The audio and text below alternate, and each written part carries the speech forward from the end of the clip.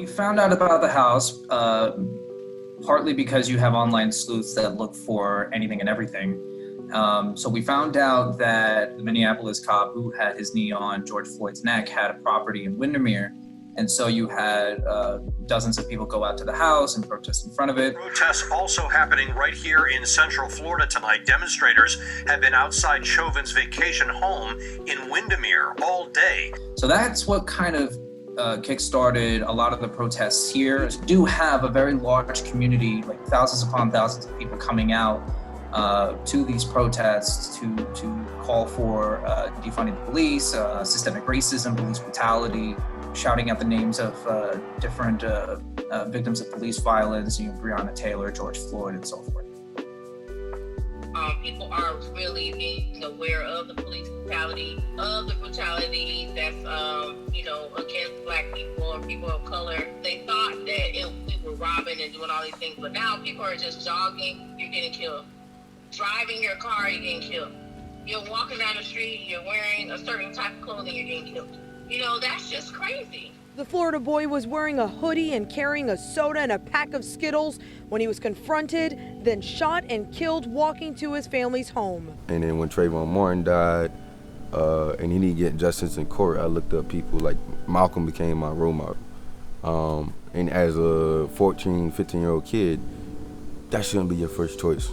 That shouldn't have to be your first choice. I kept, posting on social media, being a social activist for real. But I never really said anything. I never really did anything. And that, that messed with my mind. So when George Floyd died, just started crying. I watched the video, cried afterwards. And then I just realized that something has to change within me to actually go in front of masses of people and talk to them. Of course, you've seen like pepper spray and gas, and I think we've had like about 108 arrests so far. But relatively speaking, it hasn't gotten as crazy as it could have been. I did see one person get maxed. It was like maybe 2 seconds after it happened. And the cop just responded with the mace. Didn't tell him to back up, nothing. That's what I've heard and I've seen video of.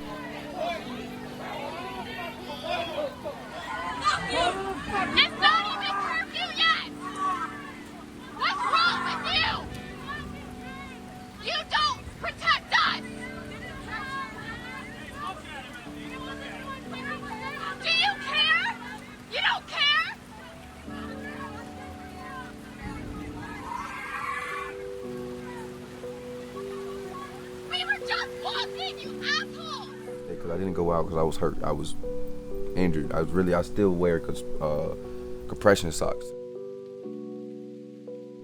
I don't see how it wasn't deliberate, because if you roll the tear gas, it does the same thing that you want it to do. Now, if you want to injure somebody, you throw it because it could hit somebody. And it landed right next to my feet and then skidded and then hit my ankle. I'm not saying it was done deliberately because I have no proof of that. But there is proof of him throwing the tear gas when he could have just tossed it. If you implicate a curfew around downtown for 8 o'clock, and you know what's around downtown, Paramore, Tampa Ave, all those poor Black communities, and you're just gonna, wrongfully stop people, that law, that curfew was racist as hell.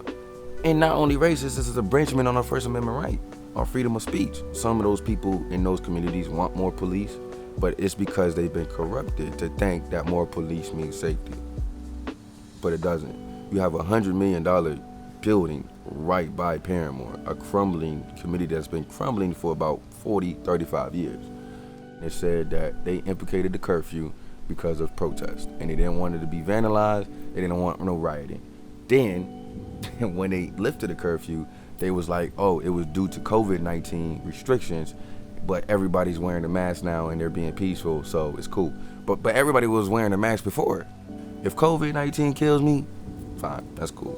I'm not gonna let one of these racist cops kill me again. I'm not gonna let systematic oppression be the reason for mental enslavement of my people anymore. That shit's gotta stop. And I believe George Floyd didn't just spark a police brutality conversation. Now, a situation of how can we change the system to benefit all of us, You know, we know it's going to benefit the white man because that's what the system was created for. The system was created for them, not for people of color. We hold these truths to be self-evident, that whenever any form of government becomes destructive of these ends, it is the right of the people to alter or to abolish it.